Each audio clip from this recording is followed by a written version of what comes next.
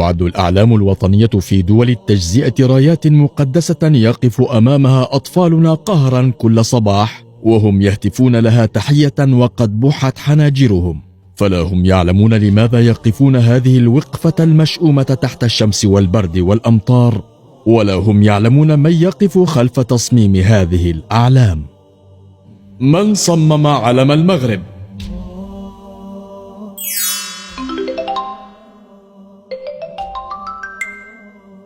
علم بغلاف إسلامي.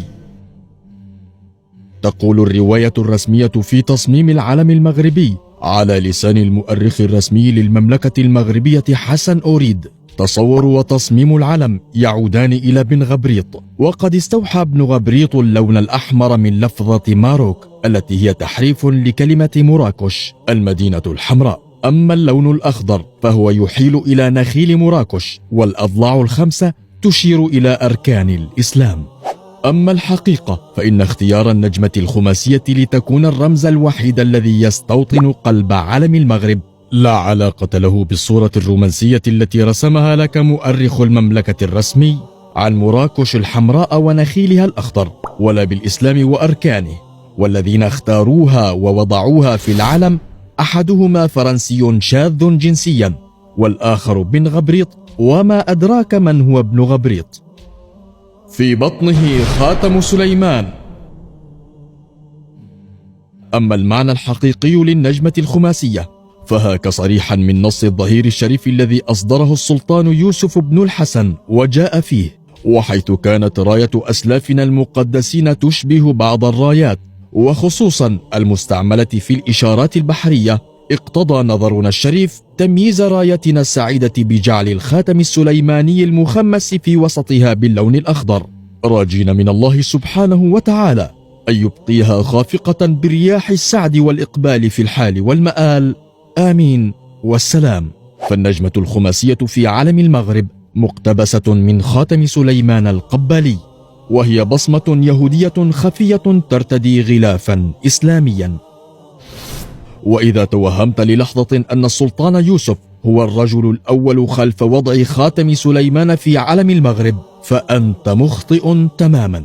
فالسلطان يوسف كان حبيسا في قصره في الرباط ومعزولا عن العالم خارجه، ولا يملك من أمر المغرب بل ولا من أمر نفسه شيئا.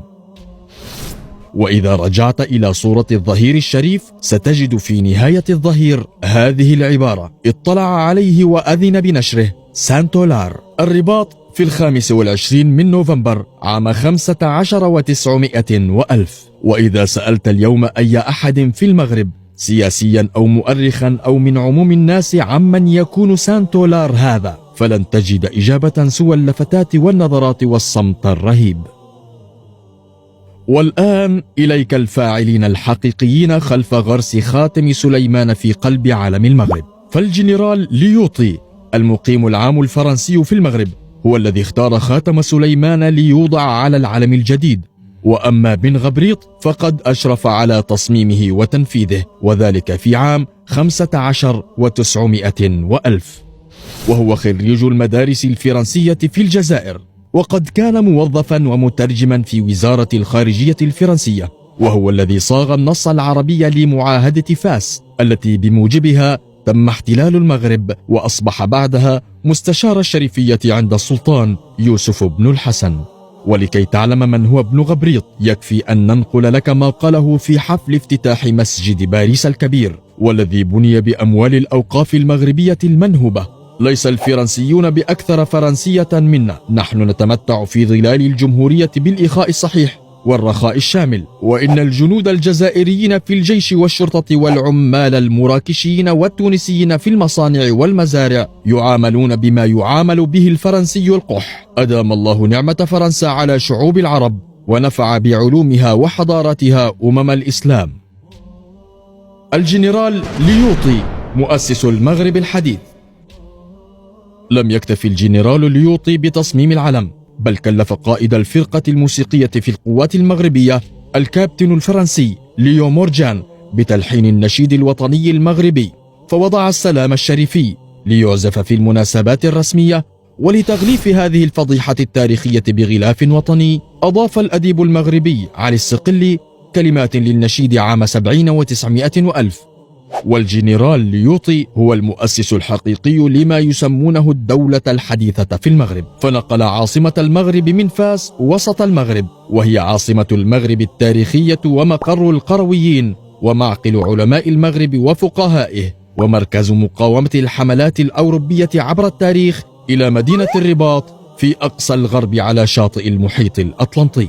وكانت الرباط إذ ذاك مدينة صغيرة ومهملة، فاتخذها ليوطي مقرا له، ونقل السلطان يوسف إلى قصر في منطقة تواركة بالرباط ليكون تحت تصرفه، ثم أقام فيها أبنية للأجهزة الإدارية والمالية والقضائية لعلمنة المغرب، وكلف المعماري الفرنسي هنري بروست بإعادة تخطيط المدن الكبرى في المغرب وإقامة المدارس لتكون لغة الأجيال الجديدة من المغاربة لغة فرنسا، ولباسها أزياء فرنسا، وموازينها الأفكار الفرنسية الماسونية عن القومية والوطنية.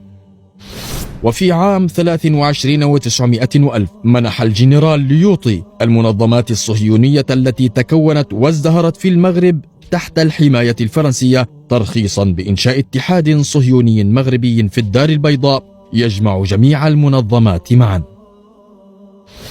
لعله آن لأطفالنا أن يرتاحوا من تحية علم يمضون نصف يومهم في شتم مخترعه ونصفه الآخر في مقارعة المأساة التي أنزلها بهم. إن شهداءنا وأطفالنا جديرون بعلم خير من هذه الأعلام لم يرسمه ضابط مخابرات بريطاني صهيوني الهوى، ولا مقيم عام فرنسي شاذ جنسيا، ولا حركي من عملاء فرنسا. بكل تأكيد فإنه ليس في تغيير هذه الرايات تخلصا من قرابة شائنة مع هؤلاء المحتلين المفسدين فحسب، بل وتحررا من مرحلة تاريخية بأكملها مهدت لتمزيق بلاد المسلمين وأدخلت الإنجليز والفرنسيين إليها من أوسع الأبواب.